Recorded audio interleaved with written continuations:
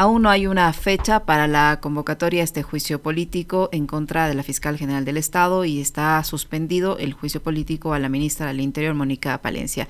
En este espacio, la legisladora Pamela Aguirre, presidenta de la Comisión de Fiscalización, explicaba que no se podía dar paso porque hay una resolución judicial que, si bien el Pleno de la Asamblea Nacional rechazó, no pidió en esa resolución o en ese exhorto que no se acate ese fallo judicial. Por lo tanto, mientras no hay un pronunciamiento de la Corte Constitucional en ese sentido, no se podría dar paso al menos al juicio político a la ministra del Interior. ¿Cómo está, asambleísta de Resueta? Buenos días, bienvenido. Le acompañamos a Alexis Moncayo, quien le habla, Licenia Espinel.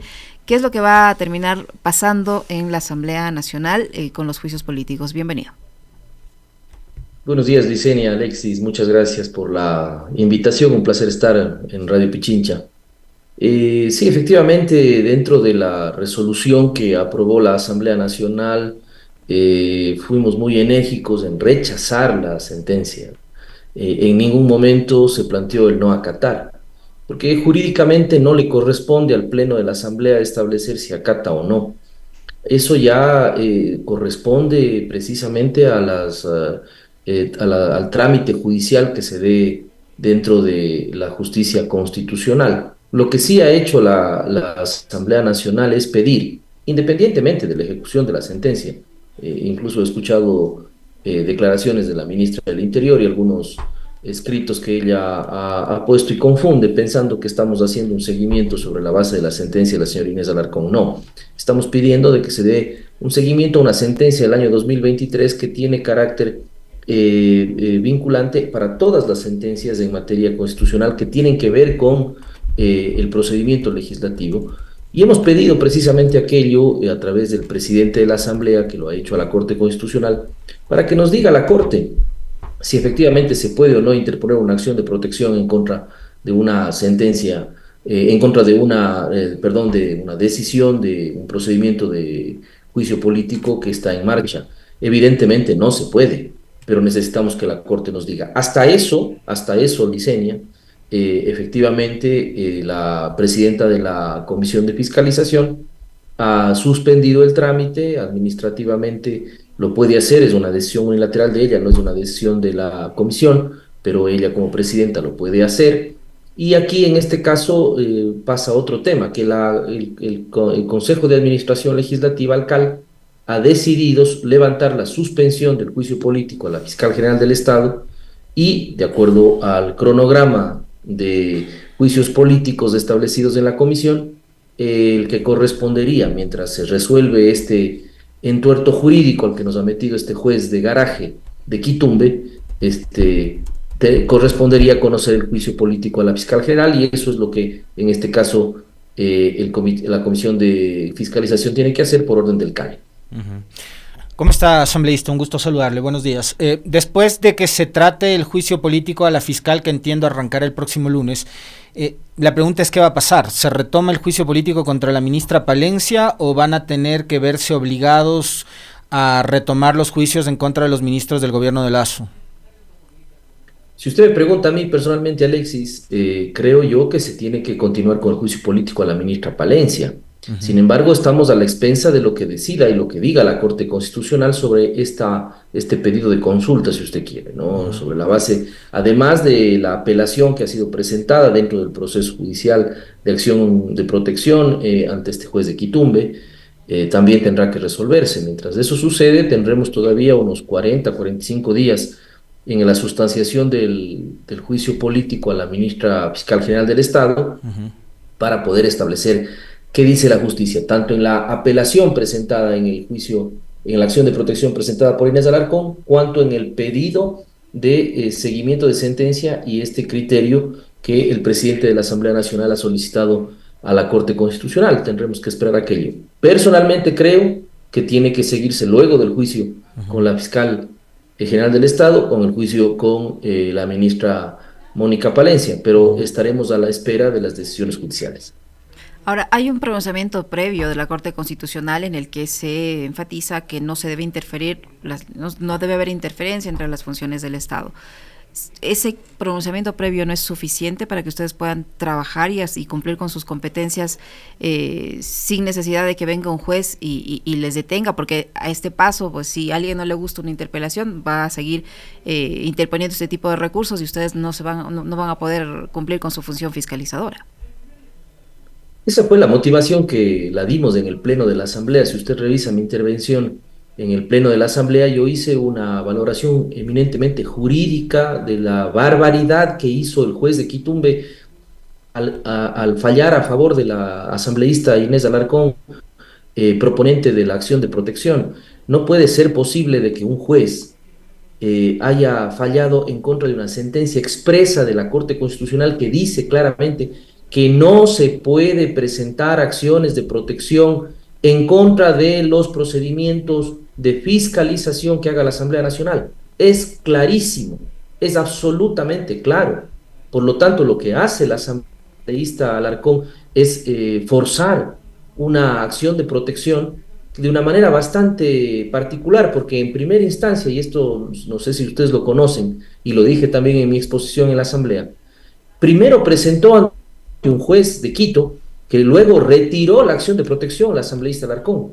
Parece que no le gustó en el juez en el que cayó, parece que no estuvo muy conforme con la judicatura que le correspondió para que conozca el tema, retira la acción de protección y la vuelve a presentar horas después o días después ante el juez de Quitumbe, que sí le acepta y que sí le parece cómodo a la asambleísta Alarcón y al gobierno nacional. Ese tipo de temas tampoco se puede hacer, porque la ley de garantías jurisdiccionales dice con claridad que no se puede volver a presentar una acción de protección por la misma causa, por el mismo objeto y por el mismo motivo. Ella retira la acción de protección como no le gustó el juez y presenta en Quitumbe. Entonces, cualquier juez del día de mañana, que sea juez a la carta, puede acoger una acción de protección para impedir el tratamiento de una ley, para impedir un procedimiento de fiscalización. Están interfiriendo en las funciones del Estado. La función judicial no puede interferir en la función legislativa. La función legislativa no puede interferir en la función judicial, es así de sencillo, la separación de poderes. Es la equidad de armas que dice la doctrina constitucional. Por lo tanto, lo que hace este juez es descabellado, pero como hay una sentencia emitida y en derecho las cosas se deshacen de la misma forma en que se hacen, necesitamos precisamente que venga una resolución de otro juez para que deje sin efecto esta sentencia. Mientras tanto, hay todos los recursos horizontales, los recursos verticales que determina la propia ley de garantías jurisdiccionales y la propia Constitución para que se pueda aclarar esta barbaridad y esta sentencia espuria emitida por este juez de garaje.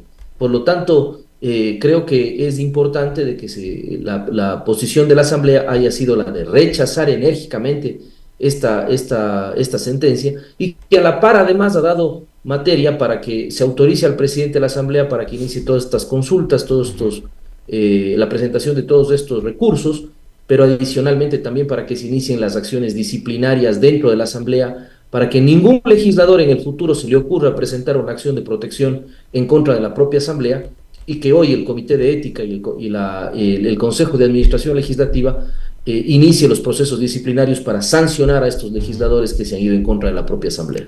Ahora, una duda que me asalta y que probablemente usted también la debe haber pensado, legislador, no solo usted, sino algunos integrantes de su bancada y probablemente del Pleno, es la señora Palencia gana tiempo y el gobierno de Noboa gana tiempo, por un lado. Por otro, llegar al juicio político de Palencia, sea cual sea la fecha, esto va a ser posterior al trámite y el proceso de enjuiciamiento político de la fiscal Diana Salazar.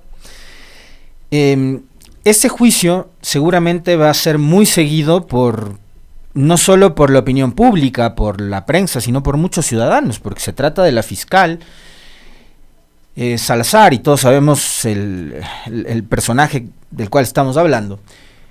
Pero por cómo están las cosas y por esos 70 votos que se requieren para llegar a una censura y destitución de la fiscal, la duda está en que la bancada de la Revolución Ciudadana alcance ese número, ¿no? que son los proponentes del juicio. Muchos dicen que no los van a alcanzar. Yo no sé, no me voy a poner en condición de adivino de si hay o no los 70 votos para censurar a Diana Salazar. Pero necesitan 70 y ustedes actualmente son 48. Me corrige si me equivoco en el número.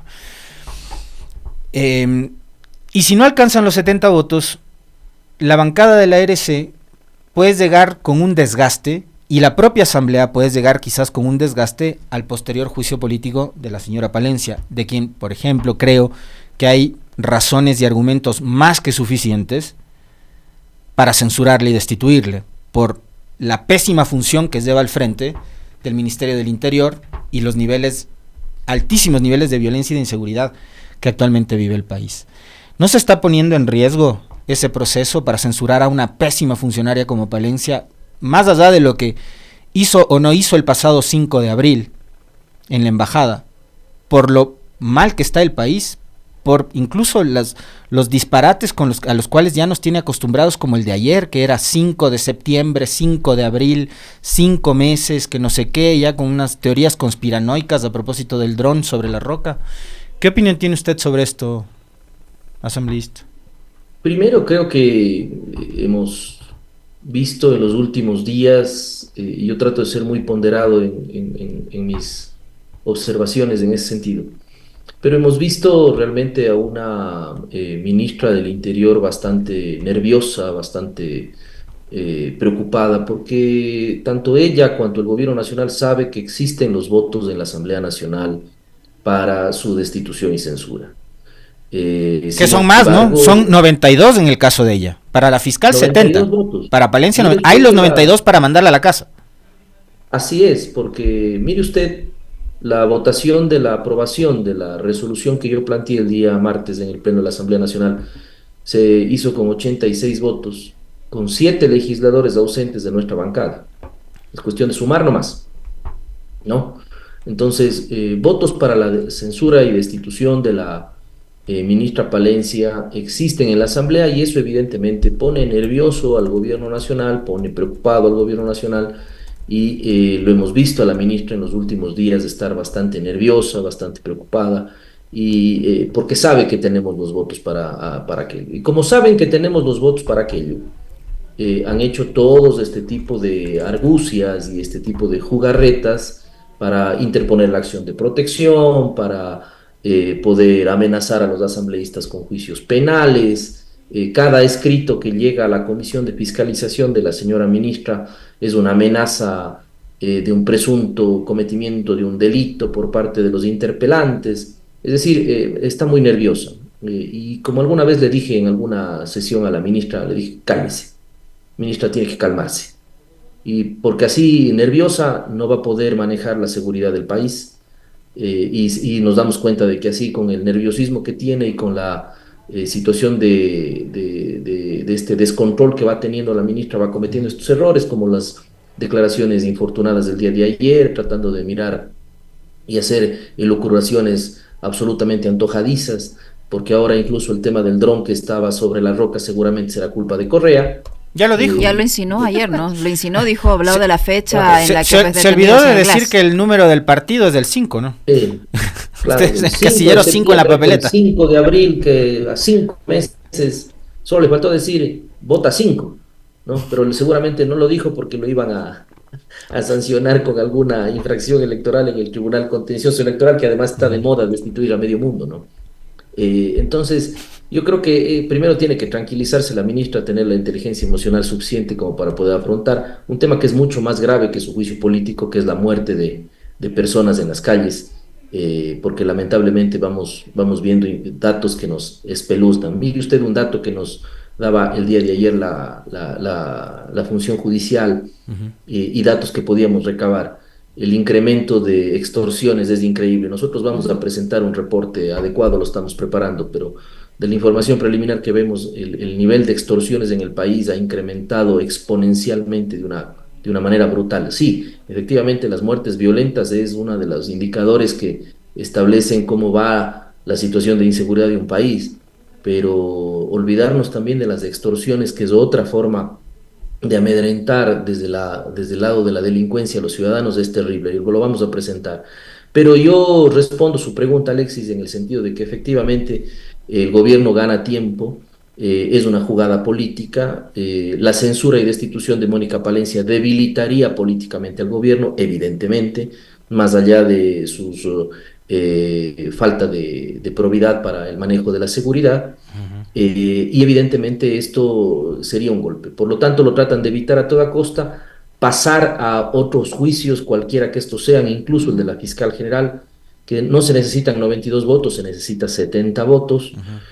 A la hora de hoy, yo soy muy sincero y muy objetivo en estos temas, yo no veo que existan los votos para censurar a la fiscal. Al momento, a la hora de hoy, a la hora de esta entrevista hoy 6 de septiembre, no veo que existan los votos para censurar a la fiscal general del Estado.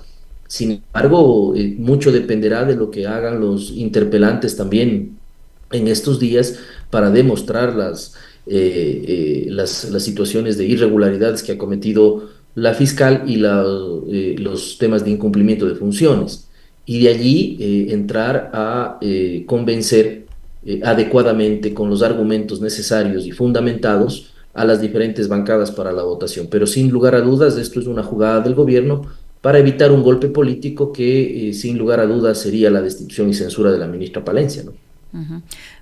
Asambleísta Berresueta, fuera del ámbito legislativo, yo quería hacerle una consulta respecto a este testimonio anticipado que se dio a conocer ayer de este señor Michael Hernández en el caso Plaga, en el que salpica a varios jueces, entre ellos al expresidente de la Corte Nacional de Justicia, el señor Iván Saquicela, muy conocido por la Revolución Ciudadana. Él, respondiendo a estas denuncias o a estas revelaciones que ha hecho este señor en el testimonio anticipado, ha dicho que comenzó la venganza del correísmo con esa infamia y ha calificado al señor Hernández como un mensajero del señor Wilman Terán y trata de responsabilizar de esta situación en la que él resulta señalado al correísmo. O sea, ya el señor Hernández es correísta también. O sea, yo creo que yo insisto, yo hago mías las palabras de Roldós hace tantos años, ¿no? Hay que tener sindéresis política.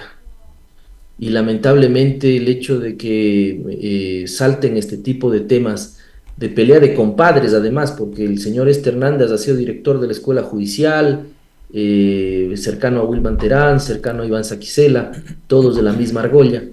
Mire, no nos olvidemos que el señor Saquicela solamente voy a poner un ejemplo para que veamos a la calidad de candidato que tenemos al frente, o de precandidato presidencial, ¿no? Uh-huh. El haber otorgado la revisión, haber acogido el recurso de revisión de Rasquiña, nada más y nada menos, que yo lo presenté en el Pleno de la Asamblea Nacional en más de una ocasión, que ahora alega demencia el señor Saquicela en una radio local de la ciudad de Cuenca, ha dicho que no se acuerda, que han pasado tantas procesos judiciales por sus manos que no se acuerda, ¿no? O sea, ¿cómo no te vas a acordar que tienes un proceso de recurso de revisión en materia penal por narcotráfico, nada más y nada menos que del líder de los choneros?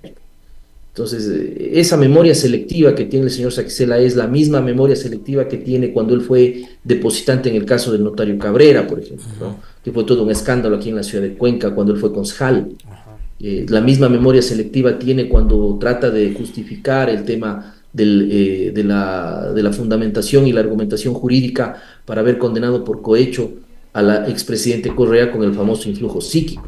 Es decir, esa memoria selectiva es la que hace que se olvide, además de que él fue quien presentó al señor Wilman Terán en la terna para el Consejo de la Judicatura. Lo que estamos develando aquí simplemente es lo que es Iván Saquicela. Se está mostrando de cuerpo entero, lamentablemente. Él tiene mucho que responderle a la justicia, ya no a los políticos, ya no a la asamblea, ya no a los medios de comunicación. El señor Terán tiene que responderle a la justicia, pero también queremos que la justicia actúe de la misma manera y con la misma vertiginosidad con la que actúa en otros casos, porque le oía en la mañana a Alexis el comentario que usted hacía. Yo también me quedé esperando en la madrugada el tuit de la fiscalía con los allanamientos, ¿no? Entonces, también estaba yo esperando. También pasó mala noche. También, no mala noche, porque por estos señores yo no dejo de dormir, la verdad. Pero también estaba esperando toda la noche un tuit de la fiscalía sobre el tema de los allanamientos, el tema de los inicios de procesos judiciales. No, aquí es pelea de compadres, aquí es un tema de bronca entre panas, y se van a cubrir entre ellos mientras más puedan, ¿no? Así que difícilmente vamos a ver algo, lo veremos de candidato, victimizándose. Bueno, él tendrá que responderle a la justicia, ¿no? Pero espero que pronto la justicia cambie en este país. Pero Y que, usted cree que Saquicela vaya a dígame. insistir en la candidatura. Le pregunto, ya que estamos hablando de temas más políticos, por fuera de los procedimientos legislativos. ¿Cree que Saquicela vaya a insistir en su candidatura y Gustavo Larrea, dueño de Democracia, sí, lo propio? A propósito de lo que decía nuestro anterior invitado, el doctor David Ochoa, de que no solo se ha denigrado la función judicial, sino que también, si es que se insiste en la candidatura de Saquicela, y ahí hago una corrección sobre un dato impreciso que di, que tiene que ver con las fechas. Las inscripciones van del 13 de septiembre al 2 de octubre. Yo me equivoqué en esa fecha. ¿Cree que Saquicela vaya a insistir, que vaya a estar en la papeleta? Sinceramente, después de lo visto ayer, lo más decente que debería pasar es que no. Bueno, sin duda él va a insistir, que lo logre es otra cosa, ya veremos qué pasa en el camino. Pero evidentemente Saquicela va a insistir, y no tanto por él, bueno, también por él, para poder tener inmunidad como candidato. Recuerde usted que los candidatos tienen inmunidad, Uh-huh. pero inmunidad por los actos delincuenciales que cometen en ese tiempo mientras son candidatos, no por delitos cometidos anteriormente, ¿no? Igual que los asambleístas. Los asambleístas tenemos inmunidad en el tiempo en el que ejercemos la calidad de asambleístas y por las acciones que hacemos como asambleístas, Uh-huh. no por los delitos anteriores o cosas así. Pero además también va a insistir en la candidatura porque tiene detrás a un personaje bastante oscuro y bastante cuestionado como el señor Larrea, que lo único que ha hecho es tener su partido político como hay varios, ¿no? De partidos de alquiler, partidos, movimientos políticos que lo único que buscan es tener por ahí unos dos o tres asambleístas, lanzar un candidato presidencial que medio arrastre unos votitos para tener ahí un par de legisladores que sean moneda de cambio el día de mañana con el gobierno de turno, ¿no? Entonces, es parte del negocio político que hace Gustavo Larrea, que ha estado acostumbrado a hacerlo desde hace muchos años atrás. Uh-huh. Incluso él ha propugnado tener este tipo de candidatos que simplemente, insisto, son fachadas para poder que pueda sobrevivir su partido, para que Uh-huh. no saque la tarjeta roja que ya le van a sacar, está con tarjeta amarilla en el CNE, de lo que entiendo, y fundamentalmente el hecho del fondo electoral, ¿no? Candidatos que no llegan a sacar ni el 1% de la votación, Uh-huh. se hacen con un fondo electoral bastante jugoso. Entonces, todos esos temas evidentemente van a hacer que no se baje de la camioneta Iván Saquicela, ¿no? Salvo que exista alguna decisión judicial que ponga en riesgo su libertad, pero eso ya veremos. Yo creo que va a ser muy difícil porque, insisto, son pelea de compadres.